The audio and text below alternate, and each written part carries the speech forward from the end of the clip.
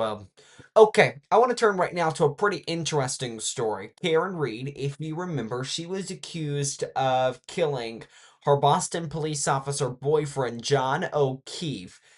She went through two trials. One was ultimately declared a mistrial. The second one went through. She was acquitted on the major charges. The only one she was found guilty on was operation of a vehicle under the influence. She's now speaking out for the first time since her acquittal. I want to play some video for you. Take a look here.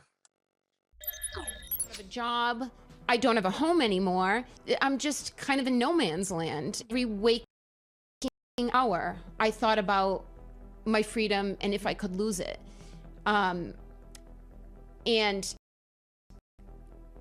those feelings just don't disappear when foreman says not guilty. Defendant not guilty or guilty?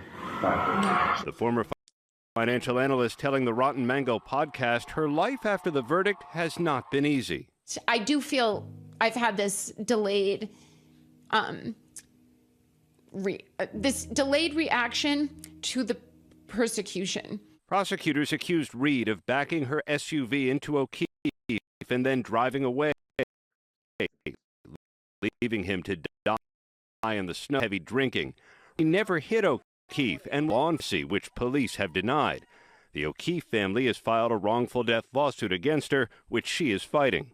If any party to this thinks this is inflicting pain on me,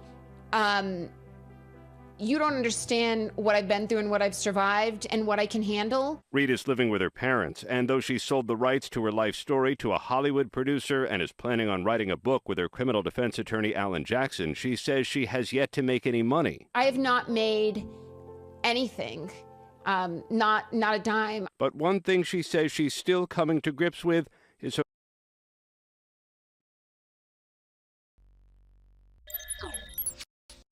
That story there from Good Morning America over on ABC. So pretty interesting, the fact that she's now speaking out first just on all of this. But essentially, I mean, I was watching this case throughout the entire thing, and I was in Boston when she was found not guilty on those major charges and only on that lesser charge. The celebrations there were quite crazy.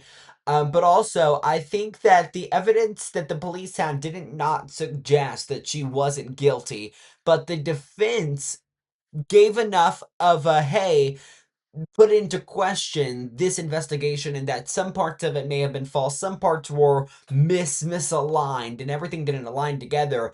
And the jury ultimately in this case saying, yeah, you weren't guilty. So Karen Reed now speaking out for the first time over on the Rotten Mango podcast by